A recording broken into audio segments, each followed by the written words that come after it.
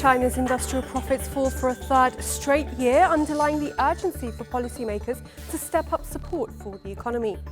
South Korea's economy grows below expectations in the fourth quarter amid slowing consumption and sectoral declines. And we explore India's historic Kumbh Mela festival as it sparks an economic boom for local businesses. Hello, I'm Taiba Aiden with the latest business and finance news here on TLC World.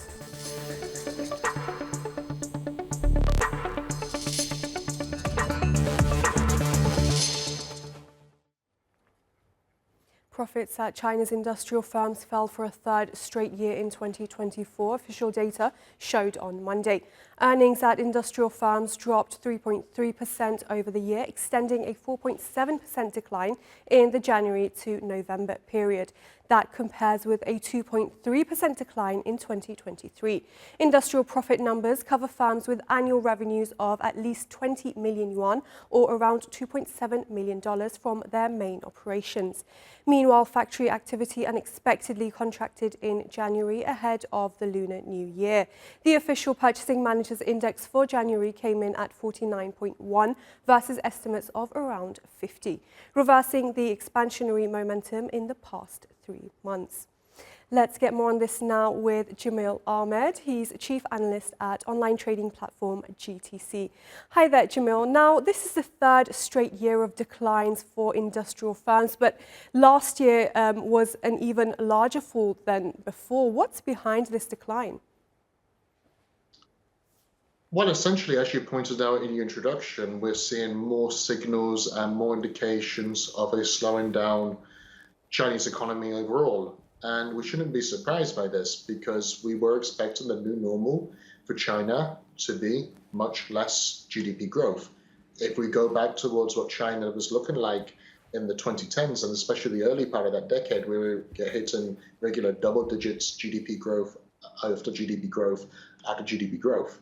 Fast forward towards 2024 and 2025, the GDP is pretty much half those double digits. And if you look across different sectors and different industries, you'll mention industrial profits here. We've also seen some concerns about weakening consumer confidence, what's happening in the housing sector, volatility in the Chinese equity markets. So I think overall, it just hangs into the balance that we're seeing a slowing down Chinese economy.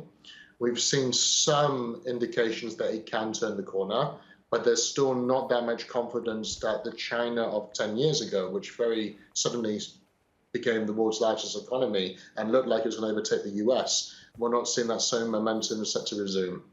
Now, policymakers have rolled out multiple rounds of stimulus measures to spur growth, but they don't seem to be as effective as initially planned. Well, one can argue that if you look at the most recent GDP data, that actually the policymakers, and when they threw the kitchen sink at the problem, and they did everything over that Q3 of last year, where they threw so many different stimulus measures, it did do the trick because GDP did meet the government forecast at 5%. We also saw that the fourth quarter of GDP for last year was above estimates. So one could argue, taking the contrarian stance, that actually that stimulus measures did help. It takes a longer term play to see the impact. But the question is rightly there that over 2025, we should expect and are likely to see more from Beijing, the People's Bank of China, and authorities to help the economy over this course of this year. And with the looming tariffs under a new Trump presidency, how could that affect China's factory activity? Well, we all know that these tariffs are going to be an added downside risk to GDP growth, and we have to see now whether the bark is worse than the bite. And by that, I mean we've seen these threats for tariffs, but whether they're really implemented to the extent of what's being threatened. If you're following the early morning news, you would have seen that this new administration threatened tariffs on Colombia, but actually just a matter of hours later, because a deal was made, those tariffs didn't get implemented.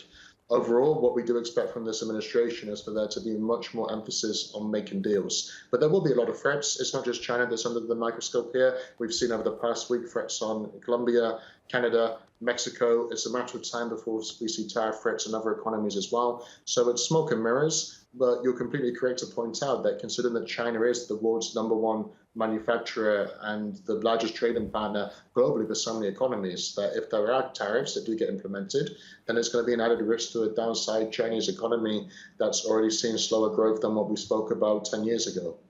All right, Jamil Ahmed, Chief Analyst at GTC, thank you very much for joining us.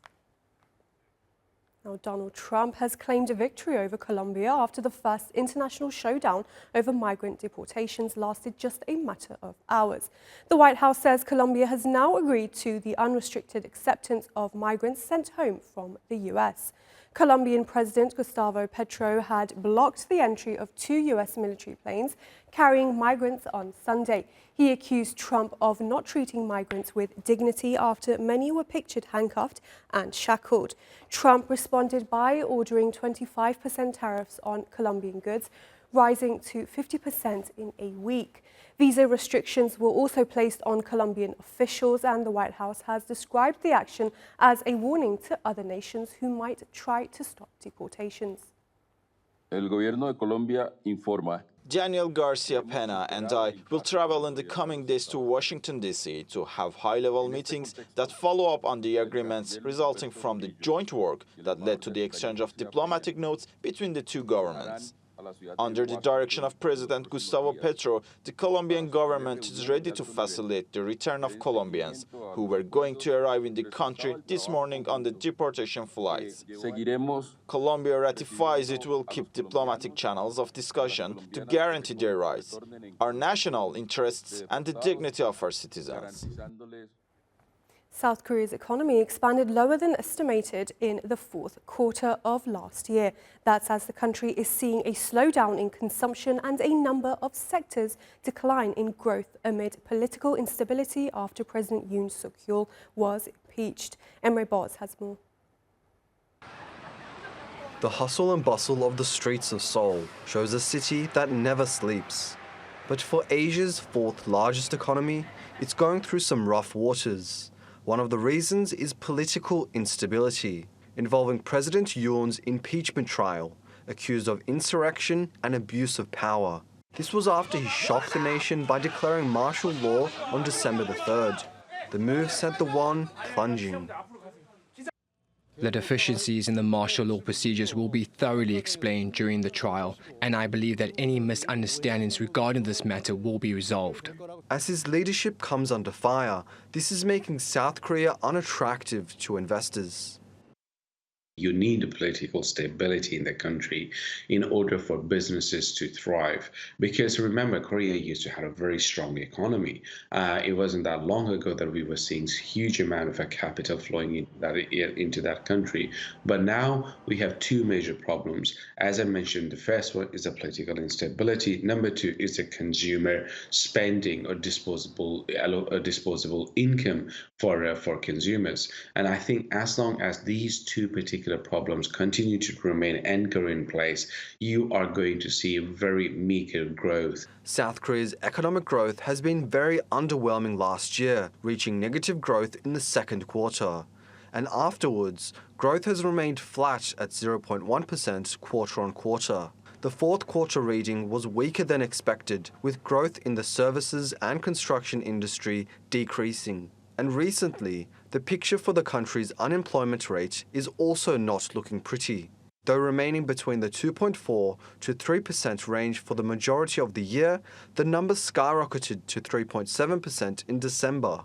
Clearly, political uncertainty in the country is taking a toll on economic growth. The Bank of Korea is trying to stimulate consumer demand by making borrowing cheaper. It began cutting interest rates back in October, keeping them steady at 3% in January. Currently, the United States is South Korea's second biggest trade partner after China. But now, with US President Donald Trump in office, analysts fear he could impose tariffs on Seoul. This is part of his America First policy. If this happens, the country may see declining growth well into this year. Emre Boz, TRT World. Now, a quick look at some of the other top business stories from around the world. US military equipment sales to foreign governments surged 29% to a record $318.7 billion in 2024. If Donald Trump's pledge for NATO allies to meet a 5% defense spending target is met, well above the current 2% target, the future could look more promising. Many NATO countries purchase US-made weapons and technology to modernize their militaries and meet NATO standards. Universal Music and Spotify have announced a new multi-year deal that promises to usher in what they've called the next era of streaming innovation. The agreement, covering both recorded music and music publishing, establishes a direct license between Spotify and UMG in the US and other countries. Bangladesh has hired 4 of the big 4 accounting firms, EY, Deloitte, PwC and KPMG, to review 6 banks accused of losing $17 billion. The money was allegedly taken by people linked to Prime Minister Sheikh Hasina. Investigators are examining 10 businesses and assets purchased with the stolen funds. 5 of the banks under review are tied to businessman Mohammed Saiful Alam. And Chinese AI firm DeepSeek has launched its R1 AI model, claiming it rivals OpenAI at a fraction of the cost, just $5.6 million to train. The announcement has drawn mixed reactions, with some praising its innovation and others questioning its economic impact. But experts believe cheaper AI development could boost industry growth. The world's largest religious and cultural gathering, Kumbh Mela, is underway in the northern Indian state of Uttar Pradesh. This year is extra special as it marks a completion of 12 cycles of Kumbh, something that only happens once in 144 years. The massive fair, lasting over 6 weeks, is providing business opportunities to tens of thousands. Smita Sharma reports. 11-year-old Anju from Rajasthan has been tightrope walking for the past 7 years. She was trained by her mother Nisha. This has been a source of bread and butter for 4 generations in the family. We earn $12 to $18 daily in Kumbh. If sometimes she loses her focus, she may fall, but we are with her and keep her safe. We hope Mother Ganges will help us earn more. Kumbh began as an assembly of saints and sages in ancient times to deliberate on the principles of Hinduism. The Kumbh Mela happens every 12 years and has a global spiritual appeal. Sprawling across 40 square kilometers of land along the river banks, it also boosts the local economy significantly. Flower sellers, food vendors, priests to boat owners are earning better, with the number of participants in the mega Mahakumbh Mela already surpassing the population of Britain or France in 10 days. I have been riding a boat here since 2002. In normal times there are fewer people, but the crowds are larger during Kumbh. In other times I earn around $10 a day, but during Kumbh I can earn up to $30 daily. The Mahakumbh is offering diverse cultural experiences with a major push to pop up the economy. Some 150,000 tents, including ordinary ones to luxury stay arrangements in the area, have driven employment opportunities. The Mahakumbh is expected to generate revenues worth more than $26 billion. In this entire arena, everything is temporary in this entire Kumbh area, so business has naturally been enhanced. The tents have been set up on piles of iron platforms. There are food courts, so many people are involved, from small to big groups who have come here with big business opportunities. That business opportunity is huge. The entire stretch of land across the riverbanks here has transformed into a sprawling arena of spirituality and trade. The Mahakumbh Mela is a vast, pulsating marketplace which is as much about faith as it is about livelihoods and commerce. Smita Sharma, TRT World, Prayagraj, Uttar Pradesh. Joining us now is Manoj Kawal-Ramani in Bengaluru, India. He's a research fellow at the Takshashila Institution. Now, Kumbh Mela is expected to attract 400 million pilgrims. What does this scale of human movement mean for India's economy, especially in terms of spending and economic output? Yeah, I mean, it means that there is a significant consumption class that is going to be traveling, not just what you can see locally within Uttar Pradesh or the people who are visiting and this expenditure that they do over there, but also the fact that they are traveling from all over the country and some even from around the world. So the estimates, like your reporter pointed out, around 25 to $26 billion worth of gain that is expected. It's also expected to create a tremendous number of jobs, nearly 750,000 jobs that are likely to be created. There's been tremendous government spending in terms of infrastructure build-up, easily around 850 million US dollars. And there's significant also industry engagement that's taken place. So on the whole, it does give a shot in the arm to the economy. And which sectors benefit the most from this festival, and how are local businesses capitalizing on this massive influx of visitors? I think the most obvious ones are, of course, transportation, because people are traveling from around the world and the country. Accommodation, food and beverages, entertainment, like your report also showed, the religious economy, artisans. Often you'll see small-scale retailers making a fortune at this point of time, but also your large food and beverage companies that are providing, say, sanitation kits, hygiene products, packaged foods, personal care products. So there's a whole gamut of people. And again, it's 400 million people who are there or thereabouts traveling. So it's a huge market to exploit, at least for the period that it lasts.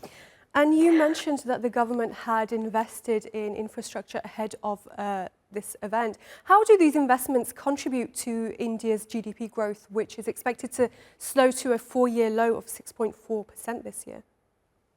Yeah, I think they do, but I think this is, I think looking at just this is sort of ephemeral in some ways. What we need to do in terms of boosting growth in a contained manner, continued manner, is that there needs to be far greater sustained capex investment from the government, but also stimulation of private investment. And that requires you to sort of ease up on norms with regard to, taxation. It requires you to provide more opportunities for the private sector, open up more domains. It also requires you to sort of ease up on regulations with regard to licensing and things like that. So there's far more that needs to be done. Such events are great for the local economy. They provide sort of a brief shot in the arm, but they are not necessarily the sustained drivers that you need, right? You need sustained policy change to boost exports, boost investment in connectivity infrastructure, ease taxation burdens, but also engage private sector much more. And hopefully the budget that comes in the next week or so down the road does some of those things. Okay, Manoj Kawal Ramani from the Takshashila Institution, thank you very much for joining us. Thank you. Now, as thousands of Palestinians head home, US President Donald Trump has said he wants to, quote, clean out Gaza and move Palestinians to Jordan and Egypt. He made these controversial remarks to reporters, but millions heard him loud and clear. Craig Boswell reports from Washington. U.S. President Donald Trump, speaking to reporters aboard Air Force One, suggested Jordan, Egypt, and other Arab nations take in Palestinians from the Gaza Strip for what could be temporary or long-term housing.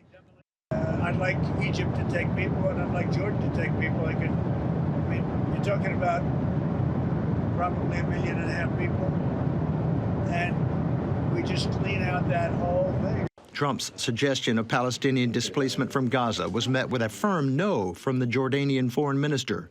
Our rejection of displacement is also firm and unchanging.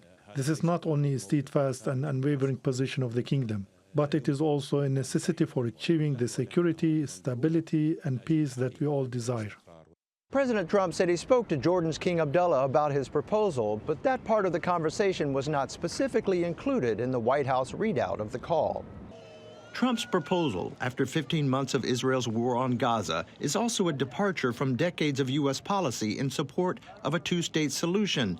Hamas and the Palestinian Authority outright condemned Trump's idea, as did Palestinians waiting to return to what remains of their homes. The call by the U.S. President Donald Trump is completely rejected.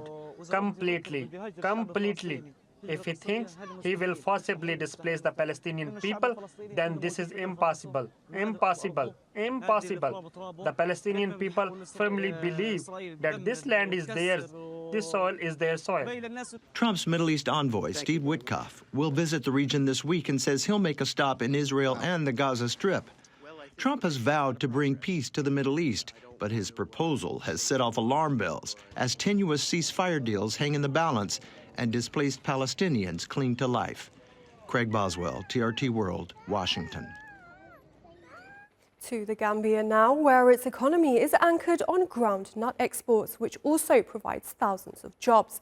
But the recent use of chemical fertilizers has slashed output in many parts of the country, and it's having a dire impact on farmers. Maymoon Abbas spoke to some of them.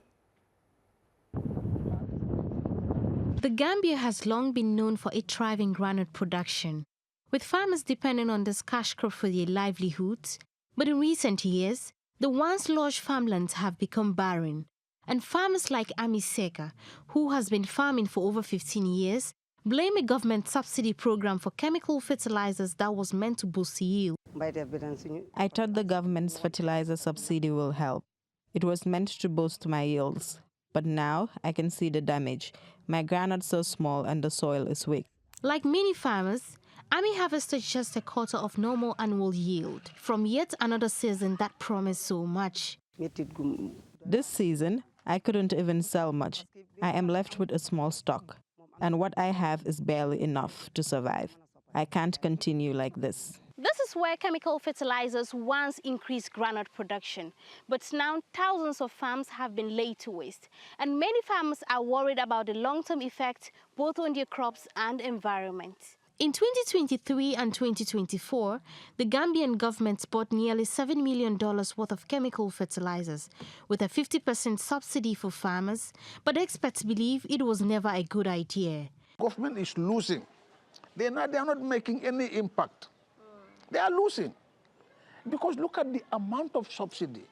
After importing fertilizer at a high cost, you come back again and use state fund to subsidize.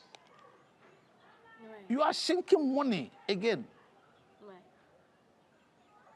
That is not going to be recovered. Mane says, while fertilizers are needed, the government needs to move away from chemicals. It's better for government to invite private sectors who will be prepared enough to invest into the production of organic fertilizer. And even the importation of chemical fertilizer, government should do away with it completely. Organic farming may be a long-term investment, but for Ami and countless other farmers across the Gambia, it could be the difference between survival and collapse. Maimuna Ba, TRT World, Banjul, the Gambia. In neighbouring Niger, rising prices are having a direct impact on families. People have been returning to traditional foodstuffs and cutting down on the number of meals they're eating each day. Christina Simic has more. At the bustling Wadata market in Niamey, cocoyam, soybean and corn are selling well. They are much cheaper than other staple foods such as rice and meat. Many have had to cut down to one meal a day and having to bargain in order to find the cheapest price. It's adaptation. That is what is resilience, adapting to the situation. I know a lot of people who did not eat cornmeal, but they adapted, they understood. You have to go back to local products. Many well-placed officials have turned to local products. Trade unions say the main factors driving up costs are food exports and the closure of the border with Benin due to security. We transport the cargo from Ghana, then stay in Kaya in Burkina Faso. There we wait for military escorts to Dori, where new escorts take over until Terra in Niger. From there begins the hardship till Niamey.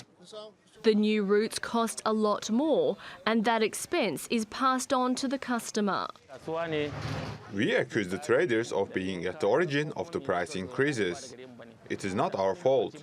Sometimes we do not find some products in Niger. It happens that even the simple tomato comes from Morocco, Nigeria, Ghana and Togo. Niger's inflation rate soared to a high of 58% in June last year, after sanctions were put in place by ECOWAS when the military seized power.